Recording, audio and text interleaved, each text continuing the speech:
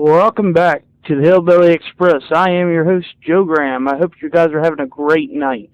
I want to take a second to talk to you about a couple things. I was bored. I was on Facebook, messing around, seeing what was going on. Came across a thread, and they were talking about, they were just basically griping about what a driver looks like and what a driver doesn't look like. Now, we all have our opinion on it. I'm not going to go into the finer details of that, but it got me to thinking, we're griping about whether a driver should be wearing fingerless gloves, if he should be wearing sweatpants, if he should be wearing pants, what he should be wearing. I have my view. My view, and I'll just put it out there for you, is you need to have pride in yourself. I'm not saying you need to wear suits and collared shirts and polo shirts and everything. Now, I've had jobs where at one point in my career I had to have a collar shirt, a polo shirt on with sleeves down that covers your bicep every day at work. Things have laxed, things have got a little bit easier. So, I don't have to have those anymore, But I still wear uniforms. With my job, I wear a uniform shirt, full sleeve, long sleeve uniform shirt that's buttoned down. I don't mind it. That's my preference. As drivers, I think we should have respect for ourselves. That's the first key in it. And I digress. Anyways, what I'm talking about is I went through and I'm reading these comments, and this guy's griping at this guy because he doesn't feel as though he should be being told that, he's a slob, basically, and that he's not wearing what's appropriate, or vice versa, blah, blah, blah. I'm sitting here reading these, and I'm thinking, we're arguing over what proper attire is when we've got guys that are going into fuel stops, on fuel islands, mind you. They're getting shot. They're getting stabbed. They're getting beat up, period. On a fuel island, of all places. We've got guys that are dying in their truck because nobody checks on them. We've got guys dying in their trucks because of carbon monoxide poisoning. We've got guys that can't find a place to park, and they're getting shot. And it's just a reoccurring thing. Just watch the news or read the articles. Truckers had enough. I mean, just read some of the stuff that Mike Gundy's putting out. It's a real eye opener. My point is this: we are constantly so wrapped up in trying to bicker back and forth with each other over the minute, petty stuff that we've lost focus. We're so busy trying to pick apart everything everybody does that there is no brotherhood. There is no looking out for each other anymore. And it goes back to what I said in the last video, where you don't have to like the CV, you don't have to do this. It's a part of being a part of a brotherhood, part of looking out for each other and working together. That's gone away. We need to police each other. This F&G rookie steering wheel holder, it's caused a divide. Personally, I don't care if you work for Swift, Schneider, CR England. I don't care if you're an owner-operator. I really don't care who you work for and what you do, okay? You're doing the same thing that I am. You're taking care of your family. And that should be your number one priority, is to take care of your family. And, there's no reason for it. There's no reason to put a rookie down. There's no reason to a driver walks up to you and says, "Hey man, would you mind moving your truck up? I just need a little bit more space. I'm not comfortable." And you look at a guy and you say, "I don't like the company you're working for. I ain't moving for you." Really?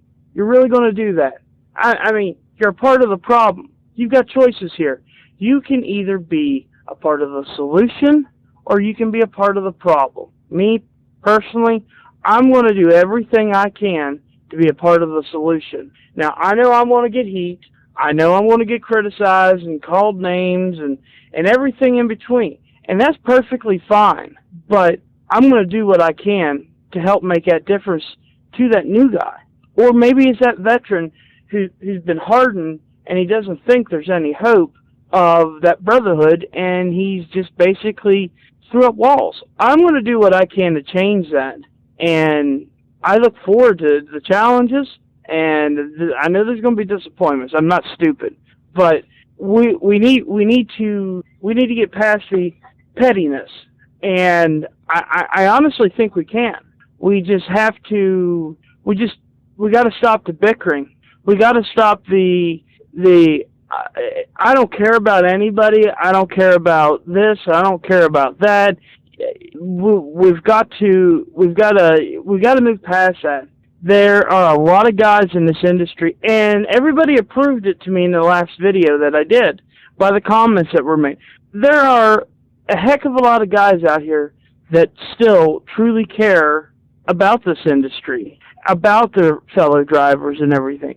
Now, granted, it's just like mainstream media. One bad apple is all it takes. That one bad apple ruins it for everybody, and it shouldn't be that way. Unfortunately, it is. And, you know, to get past that, you guys that are doing good, keep doing it.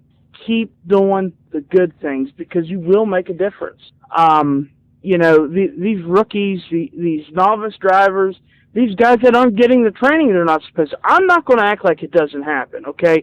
Because the lack of training does happen, okay? But it's not our responsibility, absolutely not. But we need to take it on ourselves to get these guys prepared. And my hope is that we can get them prepared if we take them under our wings. I have a mantra I use, and that is, we need more mentors, not meatheads in this industry. And what I mean by that is we need more drivers, veteran drivers, that are willing to take these drivers under their wing and train them. Because every driver that comes out here is a product of their trainer, okay? I don't care how you look at it. A raw recruit is a raw recruit just as much as a raw piece of coal is a raw piece of coal before it becomes a diamond. It's got to be formed. It's got to be pressured. It's got to take time. When you train a driver, when you mentor a driver, your habits automatically go into that driver. And I'm proof of it. The guy who trained me, I still talk to this day. You know, anytime I run into a situation, he's the first person I call. Now, that being said, I have a bunch of his traits. I've had, you know, even some of his bad habits. Sorry, Bill, it's just the way it is. But everything I do is based on what he taught me. And that's where the issue with these new drivers are. They need somebody to lead them.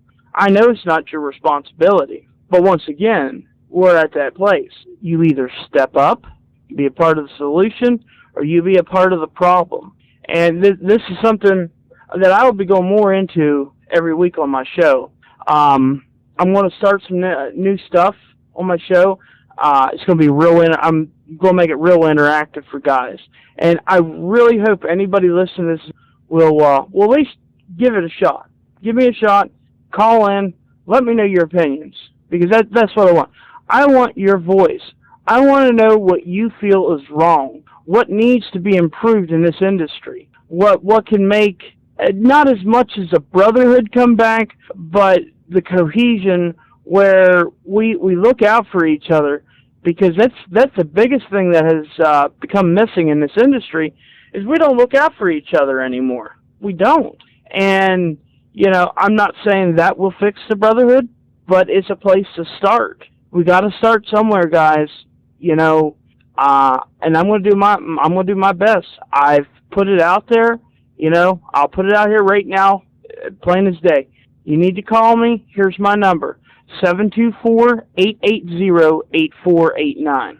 Once again, that's 724-880-8489. Feel free to look me up on Facebook. Everybody knows my personal Facebook account by now, but I also got one for my radio show. It's called the Hillbilly Express Radio Show. Real easy to find on Facebook. You can also email me to the show, which is hillbillyexpressradio@gmail.com. I will answer you quick as I can. I just look forward to making a difference in this industry. This is nothing I planned on taking on, I'll be honest with you. But from the response I got on that video, is this is something that needs to be addressed. So I'm going to do everything I can to address it. And I hope I have people behind me. I hope I have other veterans that feel the way I do. And if you guys are out there, reach out to me. I want to talk to you. I want to bring you on the show so people know how drivers feel. That these rookies understand, yeah, that guy he was ignorant to you, you know? But just because that guy was ignorant to you, doesn't mean that next guy ain't going to help you. Well, with that being said, it's the end of my show here, so I'm going to sign off. As always, live today to the fullest, forget yesterday, and dream bigger tomorrow. I hope you all had a good show, enjoyed the show tonight. We'll catch you here next week, Wednesday at 8 p.m. on Yankee and the Brit show on the RTM Radio Network.